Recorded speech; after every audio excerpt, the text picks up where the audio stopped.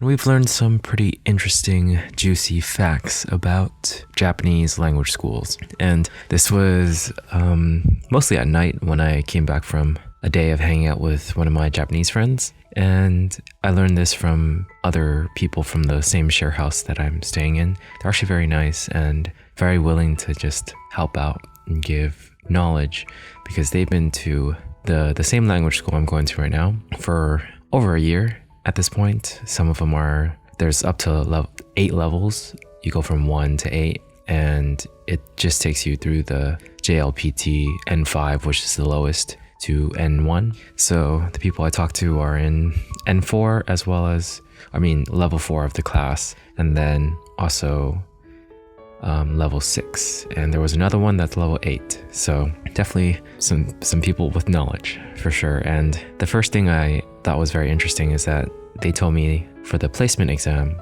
that you take before you know what your class is, oftentimes the language school tends to put you into a lower class than you actually are. This was definitely true, I feel, because a lot of my new friends that I've made were put in class 1 even though they've studied Japanese for a good amount of time, like some 2 years, some 3 years, and so on. And some people were kind of upset by it or sad by it, and I totally understand because it feels like you know more than what the class or what the school thinks you know. But my new sharehouse friends have told me that it's just because they want to make sure that they know, or they want to make sure that the students know exactly what they want.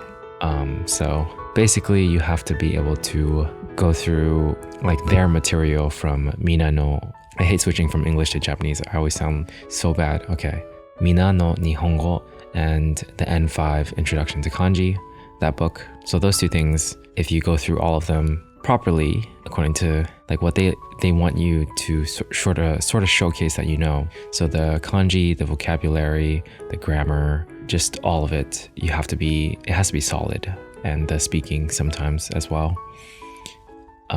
Speaking is probably weighed less though, which is interesting because it's probably one of the most important things. But that was part of the exam as well. So you have to have, I think, for the placement exam, at least over 60 to 70% of the questions correct for all of those things. And there's also something called the jump, a jump test. If you got placed into the first level, you can take a jump test. Or if whatever level you get placed in, you can take a jump test and try to get into the next level. And for that, you have to get 80% of everything right. Some of my friends tried taking the jump test and did not pass it because the first test was kanji, and getting 80% of the kanji right, you have to write it in as well. You can't just recognize it. So pretty much none of them made it.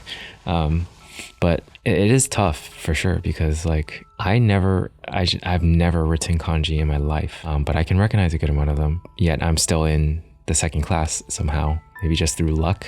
But either way, it's just an interesting thing to learn about from people who are more experienced. I thought it was funny though, because they started off in Nikumi, which is the level 2 class, and they said that it was one of the most fun classes because the first and second and somewhat of the third is when you sort of know the material already, assuming that you do, which for me, what I'm learning so far, I do know, which is fortunate. It's like a review. It's like I don't know it 100%, but it's good to know it 100% and have it feel natural. So for me, I feel like it's fine. The level's fine. I'm not mad at it whatsoever. But for them, they said that they knew pretty much everything. But that was also the consequences of that is that they were able to basically make new friends more easily, have time to do stuff in Japan that they wanted instead of studying all the time. And the people in the first few classes are mostly foreigners that can speak English, and they're more of a diverse group versus people in the later classes.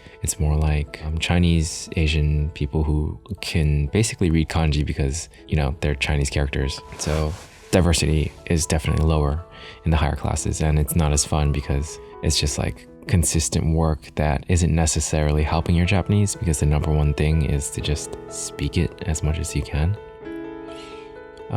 And in classes, you don't necessarily do that. That's not really the focus. So that's just something to keep in mind if you're trying to study at a language school.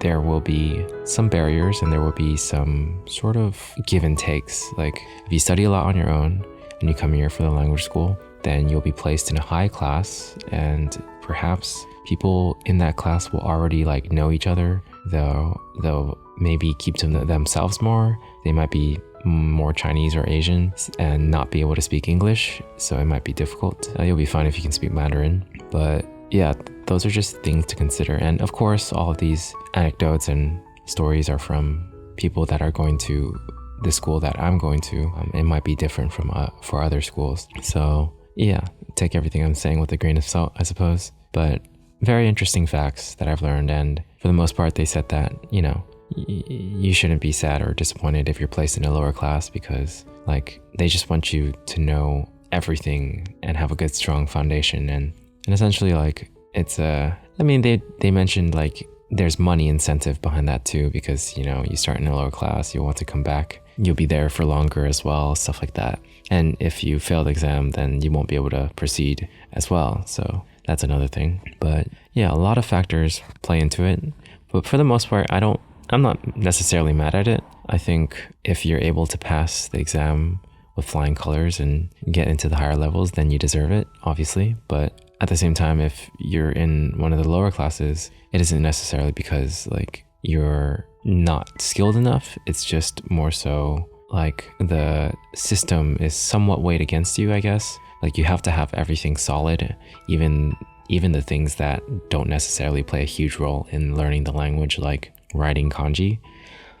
But I do suppose writing the kanji really does help with memorizing it better. I 100% think that's true. So I can't necessarily argue with that, but it is not as important for actually, in my opinion, internalizing the language and like really being able to speak to native speakers and whatnot. Like very different skills. But anyways, that's enough talking from me. That's what I've learned from talking to my new friends at the sharehouse. They're very nice people, and I'm glad they could give some information, and hopefully this helps some of you guys out there who are curious about living in Japan for a little bit and doing a language school or trying out learning the language at a language school. All right, if that was helpful, go ahead and give this video a like and subscribe. I'll catch you guys in the next one. Peace.